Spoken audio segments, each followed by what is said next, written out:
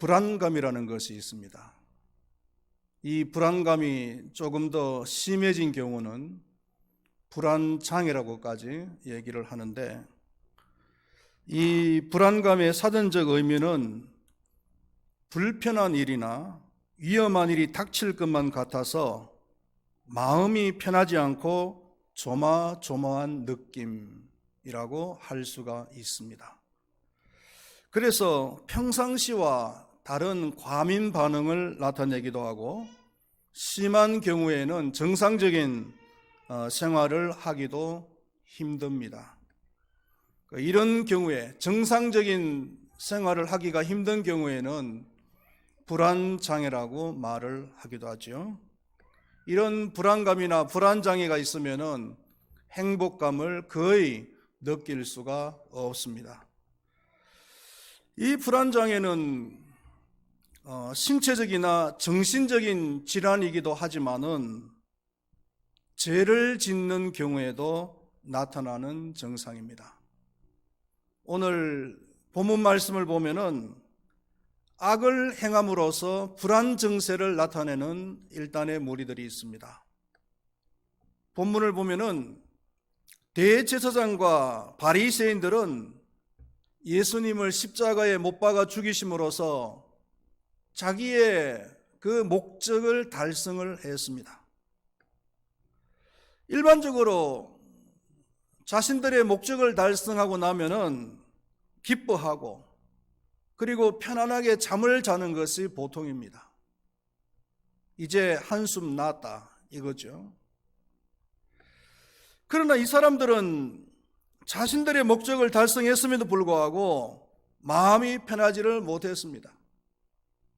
왜냐하면 예수님을 십자가에 못 박아 죽이는 일이 절대로 선한 일이 아니고 악한 일이고 거짓된 일이었기 때문입니다.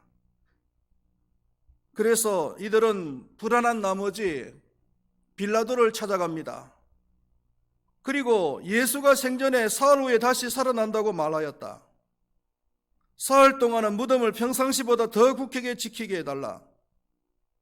혹시 제자들이 시체를 훔쳐가 숨겨놓고 예수가 다시 살아났다고 소문을 낼 수가 있다.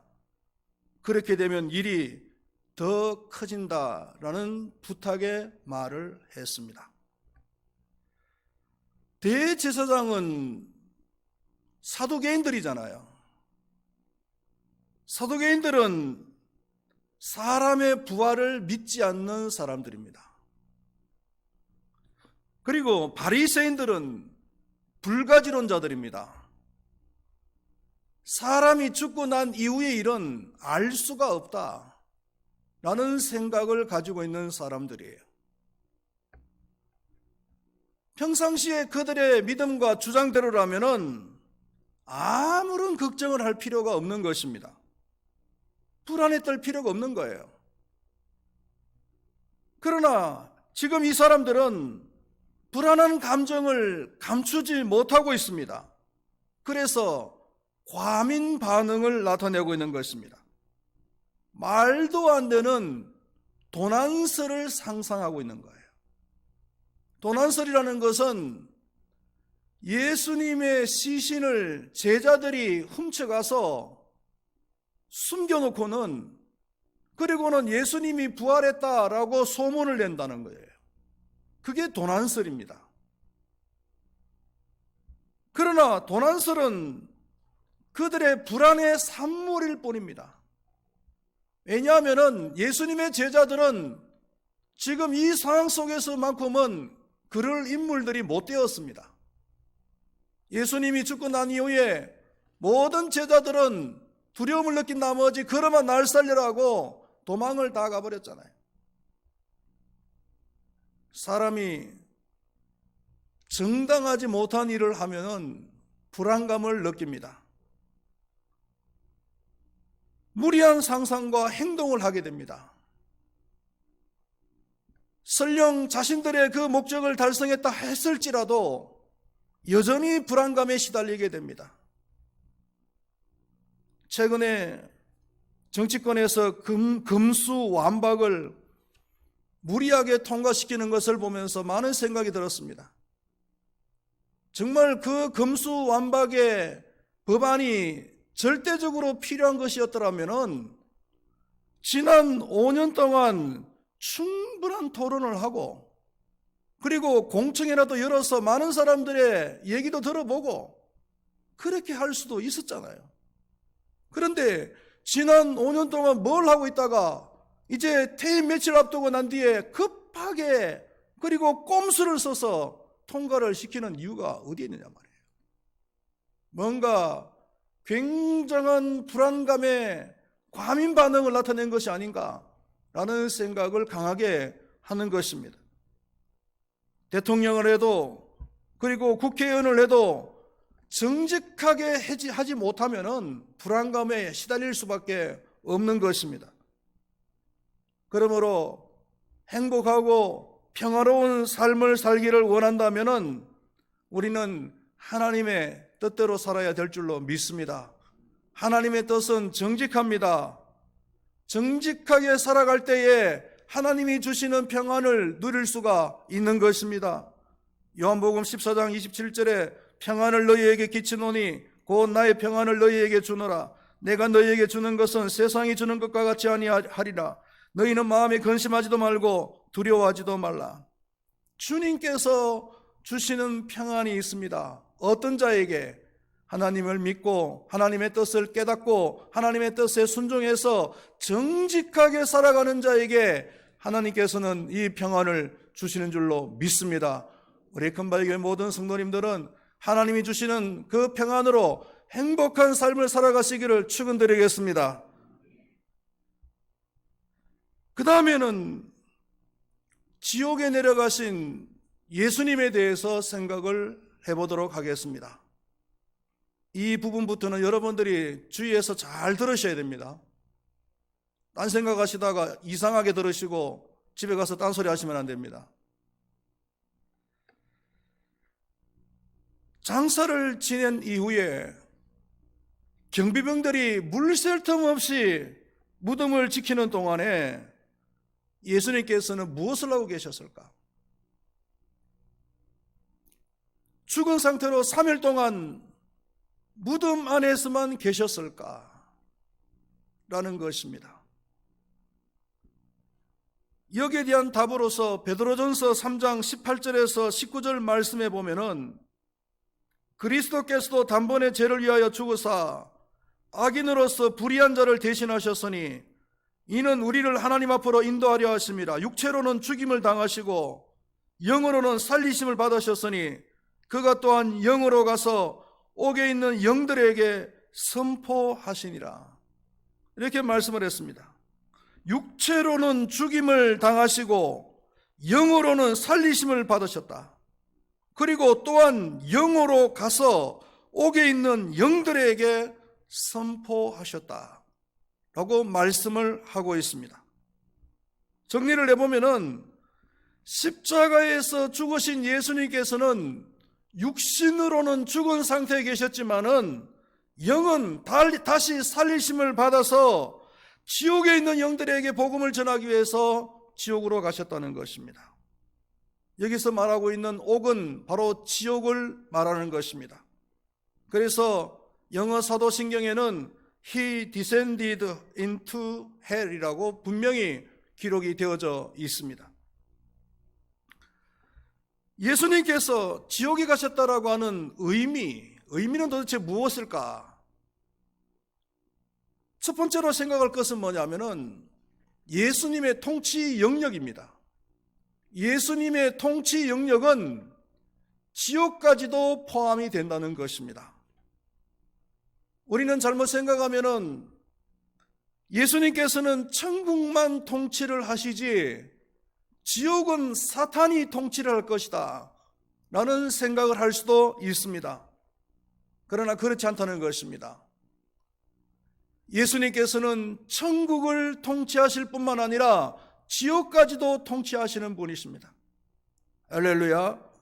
마찬가지로 예수님께서는 선에 대해서 통치권이 있으시지만은 악에 대해서도 통치권을 가지고 계시는 분이십니다. 그러나 악에 대해서는 허용적이십니다. 예를 들면은 애굽의 바로가 하나님의 백성인 이스라엘 백성들을 붙잡으려고 추격을 해올 때에 하나님께서 그 바로의 악한 마음을 허용하셨다라고 성경은 이 얘기를 하고 있습니다. 그리고 욥을 시험하기 위해서 사탄이 욥에게 악을 행하는 것을 하나님께서는 허용을 하셨어요. 그래서 책임은 악을 행하는 자에게 있는 것입니다. 하나님은, 우리 예수님은 그 통치권이 천국에만, 선에게만 있는 것이 아니라 지옥에도 있고 악까지도 통치한다는 사실을 믿으시기를 바라겠습니다. 두 번째로 지옥에 가셨다는 의미는 사람의 죄를 온전히 대신하기 위함이다 라는 것입니다. 사람의 죄값은 정죄를 받아서 죽는 것뿐만 아니라 지옥까지 가는 거예요. 첫째 사망과 그리고 둘째 사망까지 포함이 되는 거예요. 둘째 사망은 저 불못에 들어가는 것, 지옥에 가는 것까지입니다. 그러므로 사람의 죄값을 온전히 치르기 위해서는 예수님께서는 지옥까지 가셔야만 하는 거예요. 예를 들어서 저희 집사람이 동네 마트에 10,000원을 갖다가 외상으로 물건을 샀어요. 제가 우연찮게 그 마트에 갔다가 주인이 저보고 돈을 갚으래요. 그래서 제가 그 돈을 갚아주기로 했습니다. 얼마를 갚아야 될까요? 10,000원을 갚아야 되겠죠. 10,000원을 갖다가 외상으로 샀으니까, 빚을 졌으니까. 그런데 제가 10,000원을 안 갚고 9,000원만 갚으면 될까요, 안 될까요? 그건 온전히 갚는 것이 아니죠. 그렇죠. 온전히 갚기 위해서는 10,000원을 다 갚아줘야 되는 거예요. 그러니까 예수님께서도 우리의 죄값을 다 치르기 위해서는 우리의 그 죄값인 1차 사망, 첫 번째 죽음과 그리고 두 번째 죽음인 지옥까지 가는 것까지도 다 대신해 줘야 되는 거예요. 그래서 예수님께서는 지옥까지 가셨다는 거예요. 그리고 세 번째로 예수님께서 지옥에 가셨다는 의미는 가장 낮은 곳까지 내려갔었다는 의미입니다. 가장 낮은 곳까지 내려갔다는 의미는 뭘까요? 이제는 더 이상 내려갈 일도 없고 올라갈 일만 남았다라는 겁니다. 다시 말해서 예수님의 부활을 우리가 예상을 할 수가 있는 거예요.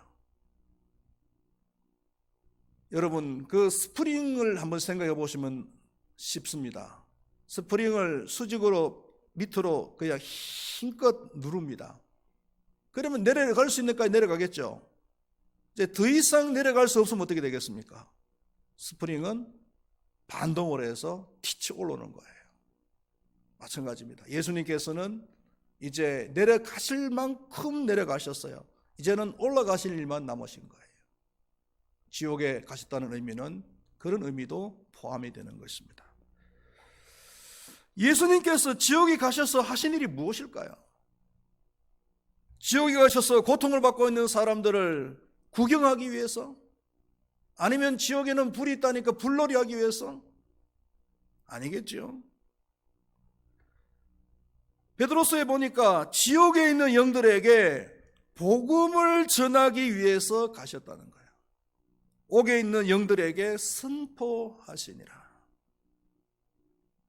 이미 지옥에 가 있는 영들에게 마지막 기회를 주시기 위해서, 마지막 기회를 선포하시기 위해서 예수님께서는 그 지옥에 가셨다는 거예요. 우리가 일반적으로 지옥까지 내가 따라가겠다라는 말을 쓰는데 어떤 경우에 씁니까? 원수를 갚을 때, 복수를 할 때, 내가 지옥까지 따라가서 내가 원수를 갚겠다고, 복수를 하겠다고 이런 표현을 쓰잖아요. 그런데 예수님께서는 원수를 갚기 위해서 지옥까지 가신 것이 아니고 복음을 전하시기 위해서 지옥까지 가셨다는 거예요. 우리는 여기서 예수님의 영혼에 대한 그 마음을 읽을 수가 있습니다. 베드로후서 3장 9절에 있는 말씀과 같이 한 사람도 빠짐없이 모든 사람들이 구원받기를 원하는 그 하나님의 마음, 예수님의 마음. 주의 약속은 어떤 이들이 더디다고 생각한 것 같이 더딘 것이 아니라 오직 주께서는 너희를 대하여 오래 참으사 아무도 멸망하지 아니하고 다 회개하기에 이르기를 원하시느니라.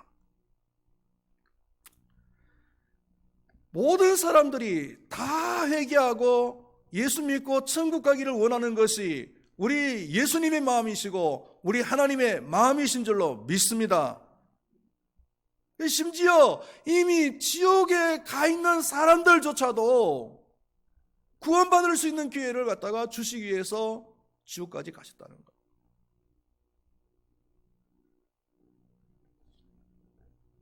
(1993년도에) 제작되어진 신들러 리스트라고 하는 영화가 있습니다. 화제작입니다.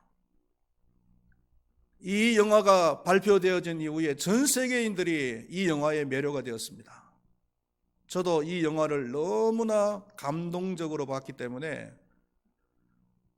여러 번을 걸쳐서 봤습니다. 앞으로도 기회가 되면은 더 볼 의향이 있습니다. 사람들이 이 영화에 매료된 이유가 무엇일까요?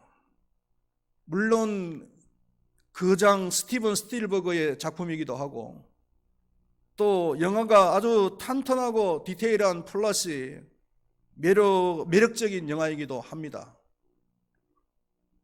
그러나 이 영화가 감동을 주는 것은 주인공으로 나오는 독일인 사업가 오스카 신들러가 참혹하게 학살을 당하는 그 유대인들을 구하기 위해서, 한 사람이라도 더 구하기 위해서 자신의 전 재산을 희생하는 그런 내용이기 때문에 감동적이죠.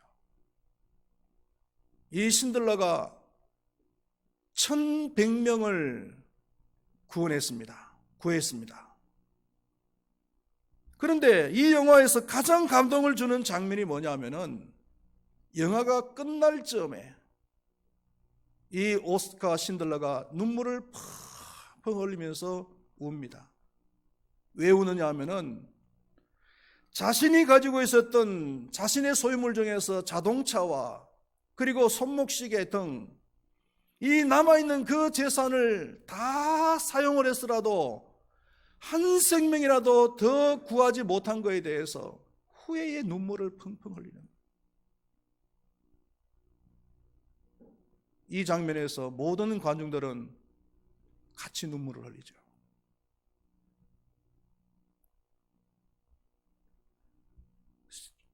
신들러를 통해서 영혼을 구원하려는 간절한 마음을 가지신 우리 예수님의 마음까지도 우리가 읽을 수가 있는 것입니다.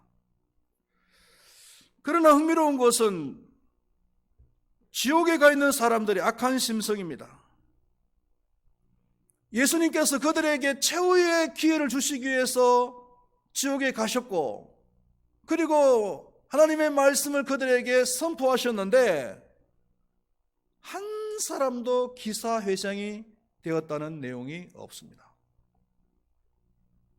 저는 그것을 보면서 하나님의 심판은 너무나 정확하구나, 그리고 지옥은 정말로 가야 될 사람이 간 거구나 라는 것을 느꼈습니다.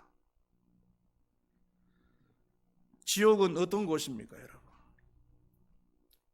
마가복음 9장 48절에서 49절 말씀에 보면은 거기에는 구더기도 죽지 않고 불도 꺼지지 아니하느니라 사람마다 불러서 소금 치듯 함을 받으리라고 했습니다. 구더기도 죽지 않는 곳이라고 했으니까 사람도 안 죽겠죠.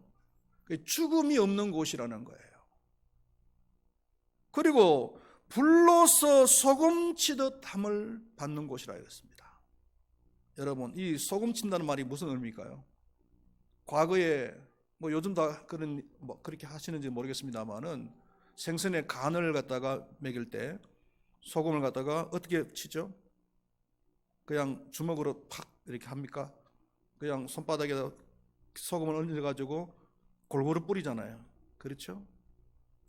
그 온 지옥이 불로서 골고루 편성이 되어져 있다는 거예요. 그러니까 지옥은 너무나 뜨거운 곳이고, 너무나 뜨거운 곳이니까 잠시 좀 쉬어야 되겠다. 그래서 휴게소 같은 곳, 그런 장소가 없는 곳이란 말이에요. 불의 뜨거움을 피할 수 있는 것도 아니고 잠시 쉬어갈 수 있는 것도 없다는 거예요.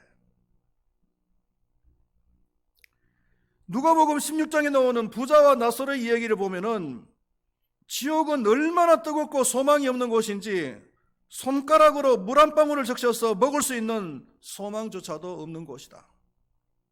이 손가락에다가 물 한 방울 적셔서 혀를 서늘하게 할 수 있는 그런 소망조차도 없는 곳이 바로 지옥이다. 예수님께서는 혹시나 한 영혼이라도 구원할 수 있을까 하는 마음으로 이런 지옥까지도 가셨다는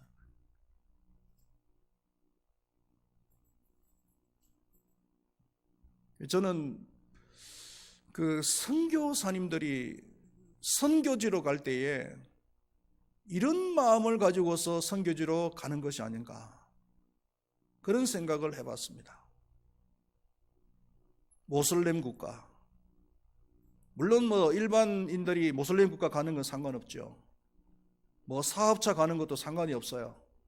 그런데 선교사의 자격으로 모슬렘 국가에 들어간다는 것은 이거는 대단히 위험한 일입니다.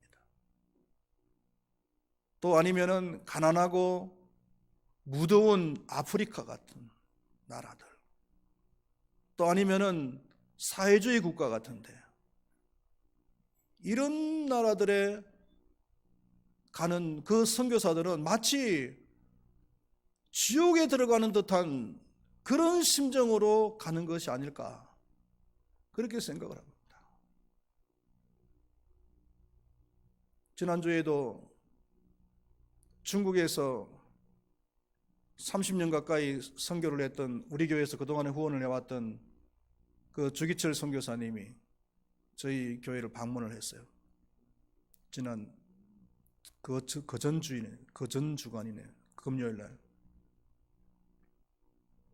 중국이 지금 너무나 공안이 삼엄해서 더 이상 선교사의 자격으로서는 중국에 머물 수가 없어서 이제 나와 있다가 들어갈 수 있는 그런 상황이 안 되기 때문에 캐나다로 가서 캐나다 차이나타운에 있는 교회에서 중국인을 갖다가 섬기려고 어제 아래 아마 그 캐나다로 들어간 것 같은데, 그 얘기를 들어보면요, 숨통을 조여온다는 거예요. 숨통을 조여와. 하루도 마음 편하게 지낼 수 있는 그런 날이 없다는 거예요. 그래서 하나님께서 극적으로 구출해 준 적만 해도 여러 번이고, 아니면 현장에서 붙들려서 정말 추방이 된 적도 있다는 거예요. 그래서 다시는 못 들어갈 줄 알았는데 그래도 비자 신청을 해보면 비자가 나오더라는 거예요. 그래서 다른 선교사님들이 이건 기적이다, 기적. 어떻게 추방됐는데 다시 비자가 나오느냐, 이런 적이 한두 번이 아니라는 거예요. 그거 다 이야기하려고 그러면은 너무나 많은 시간이 필요한데, 얘기는 하고 싶은데 얘기할 수 있는 기회와 시간이 없다는 거죠. 지옥과 같은 곳이죠. 라오스만 해도 그렇잖아요. 라오스가 지금은 많이 자유로워졌지만은 저희 교회가 처음 라오스를 갈 때쯤에는 공안이 아주 삼엄했습니다. 그때 선교사님이 하는 얘기가 뭐냐면은 크게 두 가지가 너무 힘들다는 거. 하나는 뭐냐면은 너무 가난하니까 먹을 것이 제대로 없다는 거예요. 먹을 것이. 돈이 없는 게 아니고 먹을 만한 음식이 없다는 거예요. 기껏해야 국수. 그 다음에는 사회주의 국가니까 공안이 너무 삼엄하니까 말과 행동을 제대로 할 수가 없다는 거야. 숨을 한번 크게 쉬면서 자유롭게 할 수가 없다는 거야. 항상 조심해 가면서 그렇게 말과 행동을 해야 된다는 거예요. 그래서 한 번씩 몇 개월에 한 번씩 국경을 넘어서 그 태국 능카이라고 하는 국경 도시로 가서 장을 보러 가면은 그때서야 막 먹고 싶은 것도 좀 사 먹고 햄버거도 사 먹고 그리고 막 숨을 갖다가 한번 크게 쉬고는 그렇게 들어오면은 살 것 같다는 거예요. 그런 곳에서 30년 동안 사는 거예요.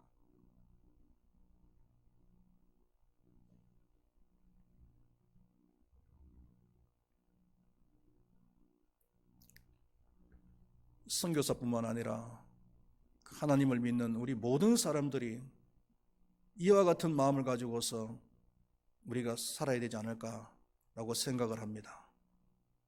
아골골짝 빈들에도 우리가 복음 들고 가오리다. 아골골짝 지옥과 같은 곳입니다. 예수님께서 가셨던 곳입니다. 예수님께서 가신 곳이라면 우리 믿는 사람들은 어디라도 따라가야 되겠죠.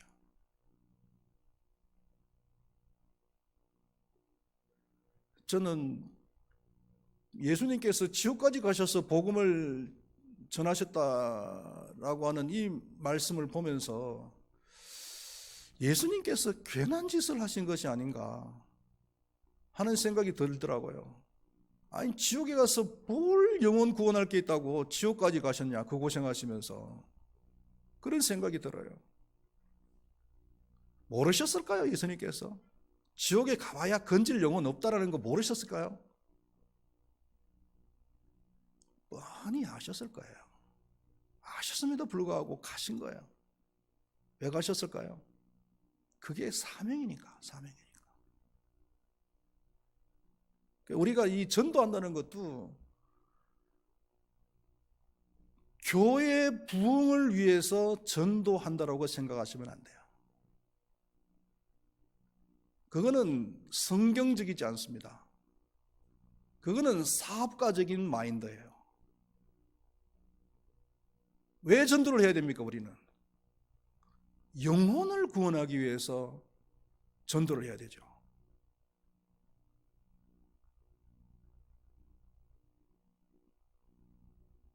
사명이기 때문에 전도를 하는 거예요. 내가 복음을 전해가지고 우리 교회가 부흥이 안 되고 다른 교회가 부흥이 되어질 수 있어요. 있겠죠? 그렇죠? 상관없어요. 우리 교회의 부흥과는 상관없이 전도하는 것, 하나님의 말씀을 전하는 것은 영혼을 구원하는 것입니다. 하나님께서 우리 믿는 사람들에게 주신 사명입니다. 그러니까 교회 부흥과 상관없이 우리는 사명 감당해야 되는 겁니다. 그것이 우리 하나님을 믿는 사람들이 주님 오시는 날까지 해야 될 일인 줄로 믿습니다. 오늘 예수님께서 지옥까지 가셔서 그 영혼들에게 복음을 전하셨다는 사실을 우리가 보면서 우리도 한 영혼도 건질 만한 그런 소망이 안 보이지만 그럼에도 불구하고 우리가 복음을 전해야 된다. 그것은 우리에게 사명이고 그리고 영혼을 구원하는 일이 우리가 복음을 전하는 본질적인 사명이기 때문이다 라는 사실을 여러분들이 깊이 마음에 새기시기를 바라겠습니다. 기도하시겠습니다. 하나님 아버지, 예수님께서 죽으시고 사흘 동안 지옥에 가셔서 그 지옥에 있는 영혼들에게 복음을 전하셨습니다. 우리는 이 사실을 보면서 예수님의 영혼 사랑하는 그 마음을 압니다. 지옥에 가서 무슨 영혼 건지시겠다고 그 고생하시면서 지옥까지 가셨는지요. 그러나 그것이 주님의 사명이시기에 주님께서는 기꺼이 지옥까지 가셨습니다. 우리가 복음을 전해야 되는 것도 사명입니다. 교회 부흥과 상관없이 영혼을 구원하는 일이 우리에게 주어진 주님의 사명인 줄로 믿습니다. 우리가 이 사명, 주님 부르시는 그날까지 최선을 다해서 잘 감당할 수 있도록 도와주시옵소서. 예수님의 이름으로 기도드리옵나이다. 아멘.